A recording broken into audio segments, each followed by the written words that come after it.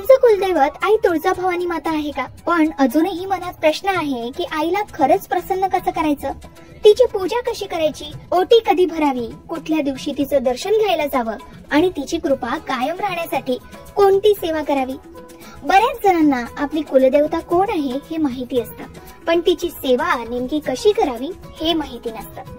आणि म्हणूनच आजच्या व्हिडिओमध्ये आपण जाणून घेणार आहोत तुळजाभवानी मातेचं महत्व, ती कशी प्रसन्न होईल आणि तिच्या कृपेसाठी कोणते खास उपाय करावे लागतात. चला तर मग या माहितीपूर्ण व्हिडिओला सुरुवात करूया, पण त्याआधी आमच्या चॅनलला सबस्क्राईब करा. तुळजाभवानी आईची पूजा विधी, नियम, ओटी, दर्शन आणि प्रसन्न होण्यासाठी काही खास उपाय आपण बघणार आहोत.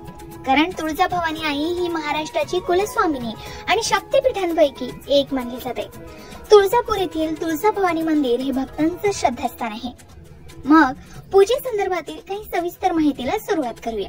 सर्वात आधी जाणून घेऊया तुळजाभवानी आईची पूजा विधी आणि नियम. तुळजाभवानी आईची पूजा ही शास्त्रशुद्ध पद्धतीने करणं आवश्यक मानले जातं आणि म्हणूनच त्याची नित्य पूजा करावी आणि दररोज पूजा करावी. त्यासाठी सकाळी लवकर उठून स्नान करावं, स्वच्छ वस्त्र परिधान करावे, मंदिर, देवघर, पूजास्थान हे स्वच्छ ठेवावं. तुळजाभवानीच्या मूर्तीसमोर तुपाचा किंवा तेलाचा दिवा लावावा. देवीला हळद, कुंकू, गंध, फुलं, तुळशीपत्र आणि नैवेद्य अर्पण करावे. नैवेद्यामध्ये खीर, पुरणपोळी किंवा साखरेसारखा खडा अर्पण करावा आणि नंतर तुळजाभवानी आईच्या मंत्राचा जप करावा. यामध्ये आपण ओम ऐं ह्रीं श्रीं तुळजाभवानी महिषासुरमर्दिनी नमः किंवा ओम भवानी नमः अशा मंत्रांचा 108 वेळा जप करावा. त्यानंतर तुळजाभवानी आईची आरती म्हणावी. पूजेनंतर प्रसाद ग्रहण करावा आणि कुटुंबियांना सुद्धा वाटावा. संध्याकाळच्या पूजेत पुन्हा स्वच्छता करून दिवा लावावा, फुलं, अगरबत्ती आणि नैवेद्य अर्पण करावा, मंत्र जप आणि आरती करावी. पूजा करतानाचे नियम काय? तर पूजा करताना मन शुद्ध आणि एकाग्र ठेवावं. मांसाहार, मद्यपान आणि तामसी आहार टाळावा. ज्या घरामध्ये आई तुळजाभवानीची पूजा केली जाते त्या घरात कधीही रविवारी, सोमवारी, बुधवार, एकादशी आणि ग्रहणाच्या दिवशी तुळशी पत्र तोडू नये. पूजास्थान स्वच्छ ठेवावं. विशेषतः तुळशीच्या निवासस्थानाजवळ कचरा किंवा घाण ठेवू नये. पूजा करताना शांतता राखावी आणि कोणत्याही प्रकारचे नकारात्मक विचार टाळावे. नवरात्रीत आई तुळजाभवानीची उपासना विशेष महत्वाची आहे. त्यासाठी काही विधी पाळावेत. नवरात्रीच्या पहिल्या दिवशी कलश स्थापना करावी. कलशात पाणी, सुपारी, नाणं आणि तांदूळ ठेवावे. कलशासमोर तुळजाभवानीची मूर्ती ठेवावी किंवा चित्र ठेवावं आणि दीप प्रज्वलन करावं. दररोज 9 वस्त्र, फुलं आणि नैवेद्य अर्पण करावे. दुर्गा सप्तशती किंवा ललिता सहस्रनाम याचा पाठ करावा. तुळजाभवानी आईच्या मंत्राचा जप करावा. नवरात्रीत उपवास करणं हे शुभ मानले जातं. फलाहार किंवा सात्विक भोजन यावेळी ग्रहण करावं. 9व्या किंवा 10व्या दिवशी कलश विसर्जन करावं आणि देवीला निरोप द्यावा. आता आईची ओटी कधी भरावी? तर ओटी म्हणजे देवीला अर्पण केलेली भक्तीची भेट, ज्यात साडी, नारळ, कुंकू, हळद आणि इतर पूजेचं साहित्य असतं. पण ही भरावी कधी? तर नवरात्रीच्या काळात, विशेषतः अष्टमी किंवा नवमीला ओटी भरणं शुभ मानलं जातं. विशेष तिथी, एकादशी, पौर्णिमा किंवा संकष्टी चतुर्थीलाही ओटी अर्पण केली जाऊ शकते. एवढंच काय, तर नवस पूर्ण झाल्यावर किंवा विशेष मनोकामनेसाठी कोणत्याही शुभ मुहूर्तावर ओटी भरणं योग्य मानलं जातं. आता ही ओटी कशी भरावी?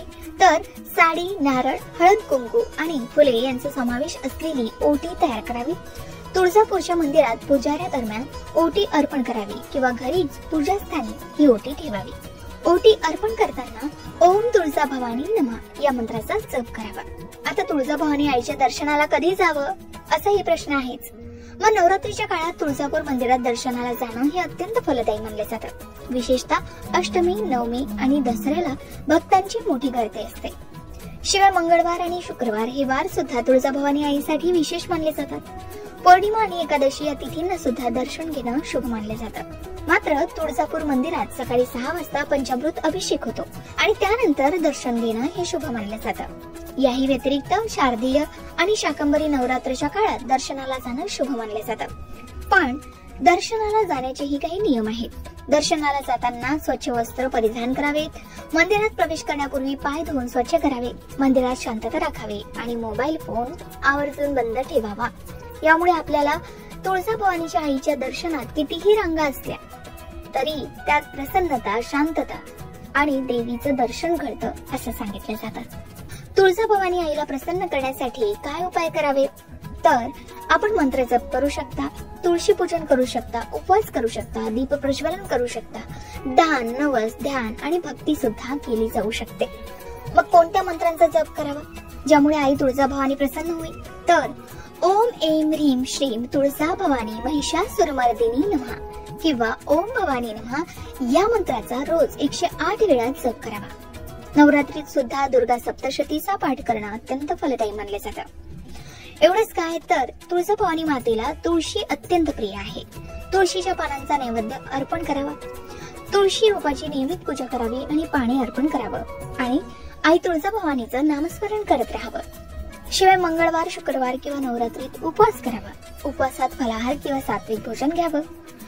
आईला तुपाचा किंवा तिळाच्या तेलाचा दिवा रोज लावावा. हा दिवा पूर्व किंवा उत्तर दिशेला ठेवावा. गरजूंना अन्न, वस्त्र किंवा धन दान करावे. विशेषतः नवरात्रीत कन्या पूजन करावं. मनोकामना पूर्ण होण्यासाठी नवस बोलावे आणि पूर्ण झाल्यावर आईची ओटी भरावी.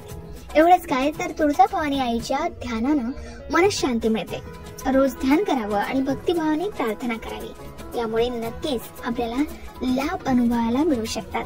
ज्यांची कुलदेवता आई तुळजाभवानी आहे त्या घरात आईच्या पूजनाला विशेष महत्त्व आहे. कारण तुळजाभवानी आईच्या पूजेनं मनाला शांती मिळते आणि घरात नकारात्मक ऊर्जा दूर होते. भक्तांच्या मनोकामना पूर्ण होतात. विशेषतः नवस केल्यासही तो पूर्ण होऊ शकतो. म्हणूनच नियमित पूजा करावी ज्यामुळे घरात सुख, शांती आणि समृद्धी नांदण्यास मदत मिळेल.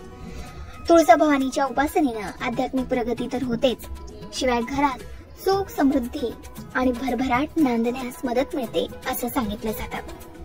तुळजाभवानीच्या पूजेत शुद्धता आणि भक्ती महत्वाची आहे. कोणत्याही प्रकारचे अशुद्ध विचार किंवा चुकीचे वर्तन करणं टाळावं. तर आई तुळजाभवानीची कृपा मिळण्यासाठी काय करावं, कोणत्या दिवशी तिचं दर्शन घ्यावं आणि तिची ओटी भरताना कोणती विशेष काळजी घ्यावी, या सर्व गोष्टी आपण या व्हिडिओमध्ये जाणून घेतल्या. कुलदेवतांची सेवा ही फक्त परंपरा नाही, ती आपली जबाबदारी आणि श्रद्धेची पुकार असते. आणि जेव्हा आपण ती मनापासून करतो तेव्हा आईची कृपा नक्कीच आपल्या जीवनात चमत्कार घडवते असं सांगितलं जातं. तर आई तुळजाभवानी मातेबद्दलची ही माहिती आणि तिच्या कृपेसाठीचे उपाय तुम्हाला कसे वाटले हे नक्की कळवा.